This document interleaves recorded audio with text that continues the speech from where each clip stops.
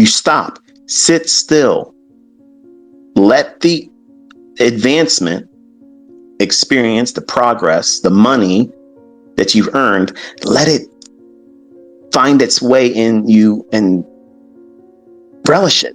Just really enjoy the fact that you did it. Let there be time between you hitting that $3,000 mark that was your goal. That's great. You got paid out $740. It was more money than he earns after taxes at his job. He's proven that he can do it. It can be done. He was following the model. But when the small little trivial things come in, these little tiny little, it's not enough. When you're on social media, you give it to the social media assholes. Feed the trolls. Give attention to people. Make it available. Invite other people to give you their advice or criticism. There always going to be some guy just fucking read it this morning. I almost went off on him. Tell me your son should have made more money than that. Get the fuck out of here. My fucking son next year is going to make your whole fucking lifetime of fucking money. Get the fuck out of here with that bullshit. Okay. Believe me, I'm giving him Enigma. Okay. I'm giving it to him. I'm literally going to turn him into a fucking rock star. This motherfucker is going to be absolutely insane. Okay. He's showing me that he wants to do it now. That's all I needed. That's all I fucking needed. And now I have it. He's tasted it on his own effort with the least of what I have. The least of what I have. I'm giving him the whole fucking shebang. The whole fucking arsenal. I'm giving him everything. You will know this motherfucker. You will know his name and he will be recognized. The beast will be unleashed. He wants to walk that walk. I'm going to give him every fucking weapon. Tell me what my fucking son should have made. He's 18. 1 month experience. Beat the statistics in the prop firm industry. 2 payouts. 3 combines passed. 12 days consecutively winning. Had the 13th day in his pocket. If I would have told him that the rate or the high end was the 14-day watermark, that was the high end that Top Step said since they started doing their live streams. No one had done it more than 14 days. Now, I'm sure there was probably more people prior to that. Matter of fact, there was a guy that they were making a record of that he had a really good strike rate, but was it every single day? I don't know. I don't recall it that much, but he had 13 days. And if I would have told him the 14th day, if you just do that and go 1 day past it, you beat it. Like that, if you want to have challenges or whatever, treat it like a video game, like Fortnite challenge or Call of Duty challenge, whatever. he could have done it. I guarantee he would have stopped at that 180 because it would have nailed it. Because when he told me he was at 180, he sent me a tweet and said, or not tweet, text said, "Dad, I'm at 180." And I'm thinking he's in a trade. He's watching it flash. I just, here's a smiley face back to you. I'm not trying to control his trades. He needs to do this on his own. And when he wins, he's earned it. When he's lost, he eats it. That's the facts. Some of you don't want it that way, but that's the way it needs to be. So in a way, I kind of woke up this morning pissed off thinking about how I wish I would have told him, all you got to do is get 15 days. If you do 15 days, you basically smashed everything then. It doesn't matter how much money you made. It doesn't make any difference because you chose the smallest of the challenges. You had a $50,000 account with only $2,000 drawdown. And you had stats that were highly respectable, an equity curve that every guy wants out there. That motherfucker looked like Viagra. It was beautiful. Beautiful. Perfect. Stair-stepping each day. That's exactly what I want to see you trading like. Just like that. Not vertical fucking like the backslash on a keyboard. That's my equity curve. If I want to go out there and show you equity curve, that's what mine's going to look like. And you won't believe it. And people will be still talking about dumb shit. But as a brand new 1 month trader, 18 years old, no fucking experience, and just lost 7 combines trying to do it with no idea what he's doing. Guess what, Joker? He's done amazingly well. The experience he's gotten from this is going to serve him exceedingly well. Now he knows this is the tendency I feel when I feel this way. This is what I've done in the past, and this was the adverse result. So therefore, I now have a reason to be apprehensive about doing that impulsive desire. Is it inside my model? Is it inside my process, my protocol? What it is I'm doing in trading? Does it fit what it is I try to do as a trader? Does it fit my risk model? Am I allowed to trade that? I've already taken a trade, and even though it didn't hit what I want to trade and reach for the day, the trade is closed. The rules are you stop. You get the fuck out of there. Close the market down, done. You can't look at it no more. Go put your phone in the fucking car so that way you won't be touching it while you're at work. Remember, he's doing this while he's working. Add that to all this shit. He's doing it on a fucking phone. Come on a new job. On a new job, a new learning. He's trying to do HVAC. Wants to learn how to do it so he can open his own business doing it. I love it. And he did all that at the same time. So I'm trying to tell you, if he can do it that way, with no extra help from me, there was nothing extra given to him. Nothing. If he can do that, why are you doubting yourself? Why are you not willing to sit down and put yourself through the same process? You don't have to do a funded account challenge. You don't have to get funded. Just do it with your demo. Stick to, I already gave you the rest of the year to challenge yourself. Stick to that model. Try to just do that. He aims for 12 to 15 handles. If he can get it, great. And then he wanted to bump up to 20. After a week of that, we were going to do 25. Week after that, we were going to look for 30. Week after that, 35. The goal was to get into 50 and then plateau there for the rest of the year. Just try for that.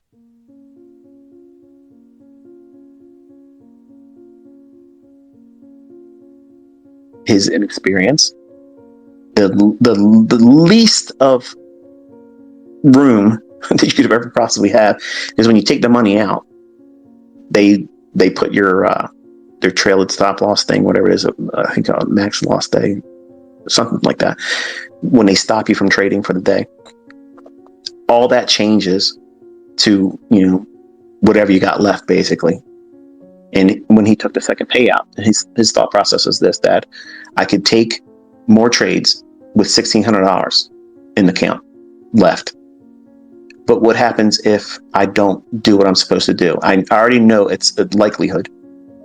So it's better for me to take $800 and then do whatever I want to do with the $800 that's left. I got 2 payouts. To me, $1,500 is a lot. And I did 2 of them. And it feels good to do that. So that way it removes any emotions that I have on that last $800, because I know I'm gonna open up the 2 remaining funded accounts that he has that hasn't executed them or what do you call it, activated them. That's what he intends to do. So he'll have 2 new ones that he already earned. He didn't work for them now because he lost this one. They're in his pocket. He didn't do a linking of all 3 of them and compound his losses. He made an attempt to go, okay, I'm going to do this. He put thought behind it, which I'm proud of. I'm glad to see him do that. Even though he got paid out twice, he burned it. He has 2 that he can now resume with. He's been paid, so the activation fees he has to pay on them, still he's profitable. Everybody else that tries to do these things can't say that much. That's the facts. So when the facts speak for themselves, that yes, this stuff works. Yes, you can be young and inexperienced and still have a very simple model, but do you have discipline to follow it? Do you have the discipline to do what it is you're supposed to do and stop when you're supposed to stop? They bumped him up to 5 contracts. You can now trade 5 contracts.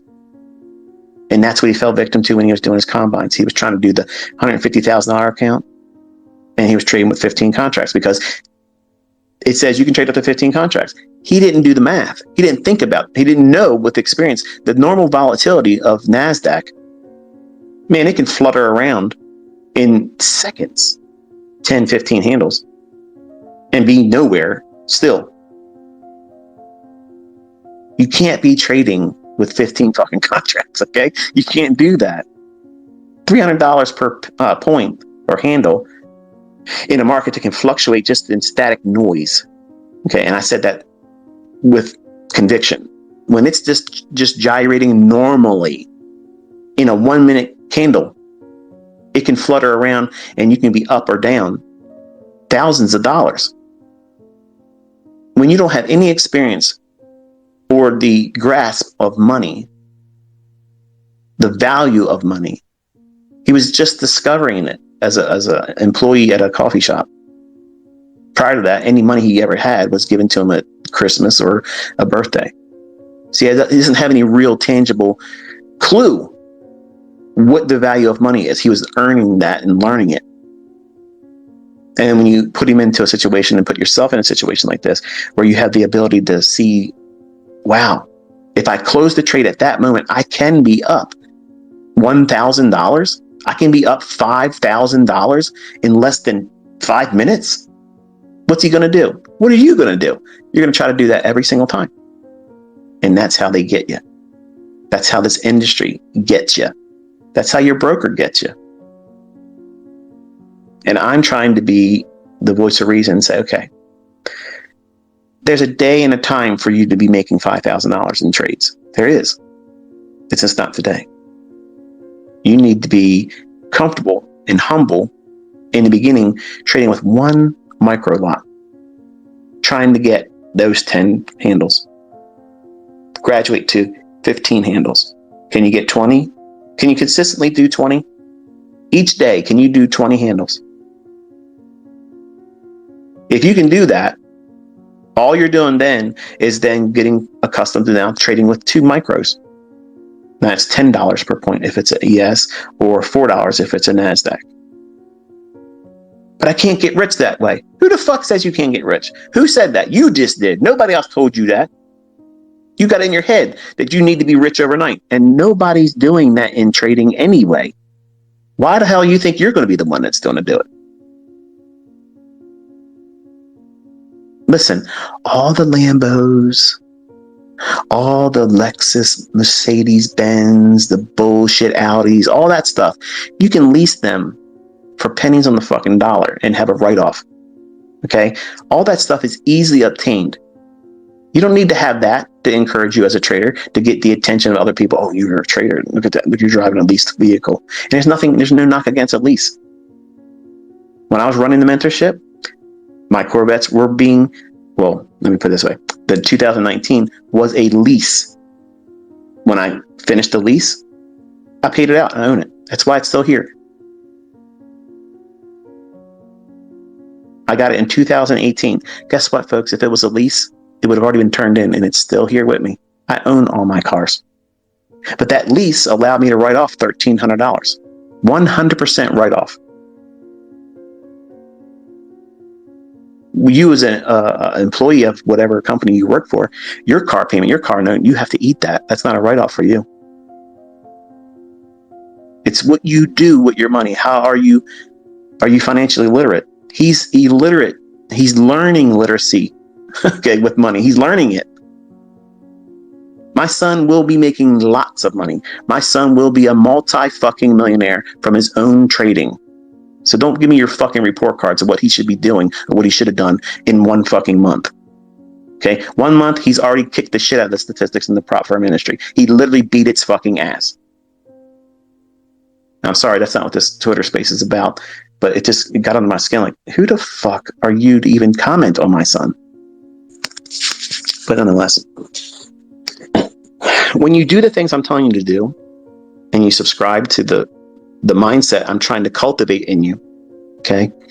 Outwardly, if you're first time coming to a live event here and you're listening to me, it sounds abrasive. It sounds toxic. It sounds Toxic masculinity.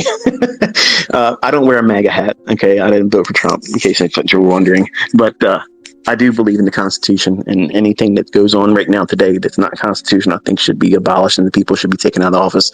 And that's the extent of that. I put that in there because I know some of you are probably wondering, where do I stand, and all that shit. I don't want to have a political slant when I'm talking to you, but the facts are this: when you submit yourself to a rule-based idea, you now have a petri dish that you've placed yourself in, and it's a controlled environment that you're willingly placing yourself in. You can walk out of it anytime you want, but to do so exhibits what?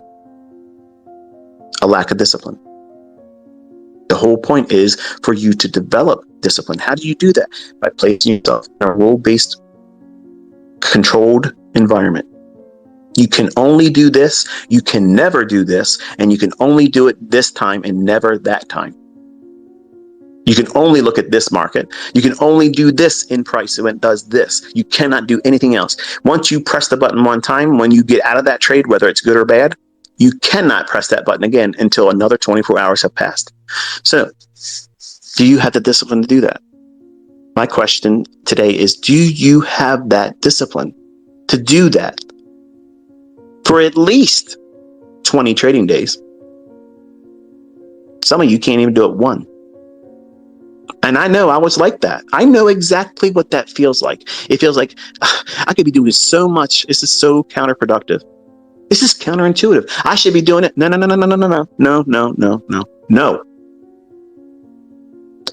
You want to learn how to make money.